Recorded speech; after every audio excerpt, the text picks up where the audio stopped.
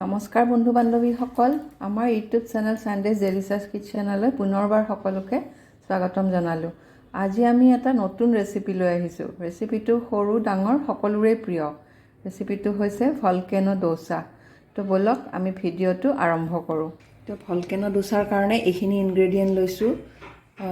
কাৰি পাত্তা, কেপচিকাম দুটা চেপত কাটি লৈছোঁ, আকৌ এটা এনেকৈ গোল গোলকৈ এনেকৈ সৰু পিচকৈ কাটি লৈছোঁ।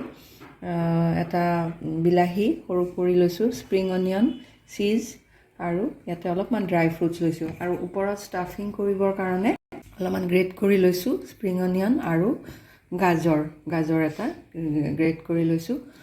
আৰু যিটো বেটাৰ ডোছা বনাবৰ কাৰণে, তো এইটো বেটাৰ হেৰি কৰি লৈছোঁ। ইয়াতে 1 টেবুল চামুচ নিমখ দিছোঁ, নিমখ গুলি লৈছোঁ। অলপ পানী ছটিয়াই লৈছোঁ। এতিয়া গেছৰ ফ্লেমটো আমি ল'ত লৈছোঁ। তো এনেকৈ আমি চামুচ এখনেৰে ঢালি দিম। 2 চামুচ লৈছোঁ। তো এনেকৈ লাহে লাহে আমি এটা ডাইৰেকশ্যনত আমি এইখিনি এনেকৈ ঘূৰাম। আগতেও মই ডোছা বনোৱা দেখুৱাইছোঁ মই কেনেকৈ বনাওঁ।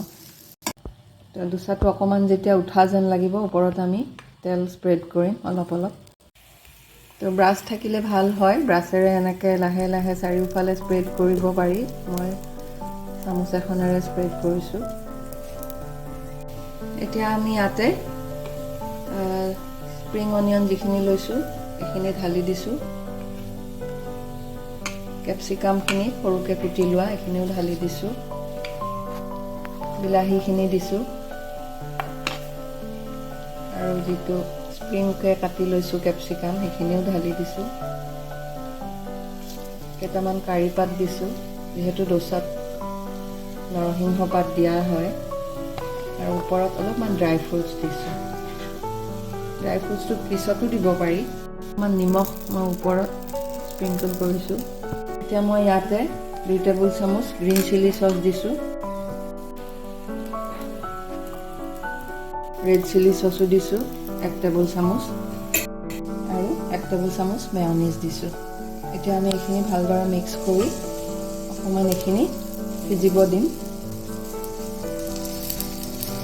এইখিনি ভালদৰে মিক্স কৰি পেলাই আমি কিছু সময় এখন ঢাকোন এখন লগাই দিছোঁ। চাইছোঁ, এতিয়া আমি এইখিনি চাৰিওফালে স্প্ৰেড কৰি দিম। যিটো ষ্ট্ৰীট ষ্টাইল ভলকেনো ডোছা বনায় এনেকৈয়ে বনায়।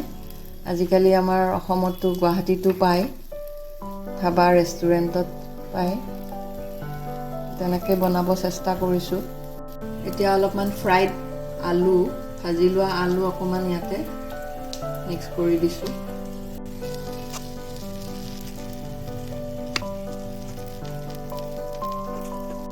এতিয়া আমি ওপৰত অকণমান চীজ গ্ৰেট কৰি দিছোঁ।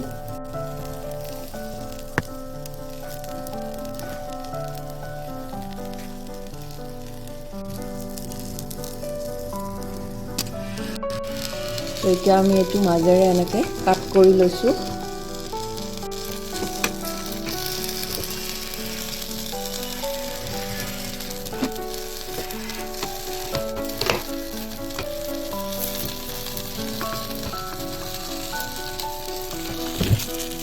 তো কাট কৰি আমি এনেদৰে এইটো এনেকৈ ফোল্ড কৰিম।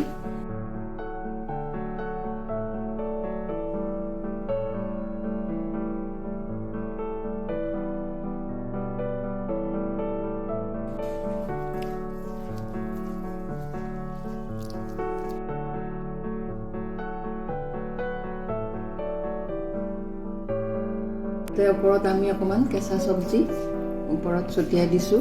যিটো গ্ৰেট কৰি লৈছিলোঁ, গাজৰ, স্প্ৰিং অনিয়ন এইখিনি অলপমান গ্ৰেট কৰি লৈছোঁ। অলপমান চীজো গ্ৰেট কৰি দিছোঁ ওপৰত। এইটো যিহেতু ষ্ট্ৰীট ষ্টাইল বনাইছোঁ সেইকাৰণে তেনেকৈয়ে বনাইছোঁ, তেনেকুৱা ষ্টাইলতে। এতিয়া আমি ইয়াৰে লগত গ্ৰীণ চাটনি আৰু chilli sauce, soya sauce, tomato sauce এইবিলাকৰ লগত আমি এইটো পৰিৱেশন কৰিম। তো মই আৰু এটা ষ্টাইলত বনাইছোঁ। এইটো মাজেৰে আমি এবাৰ এনেকৈ কাট কৰি ল'ম।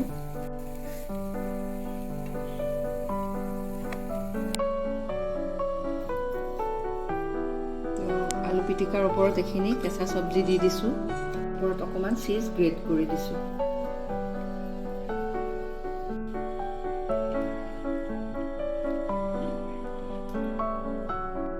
ইয়াৰ ওপৰত অকণমান চীজ গ্ৰেট কৰি দিছোঁ কেঁচা চব্জি ওপৰত গ্ৰেট কৰি দিছোঁ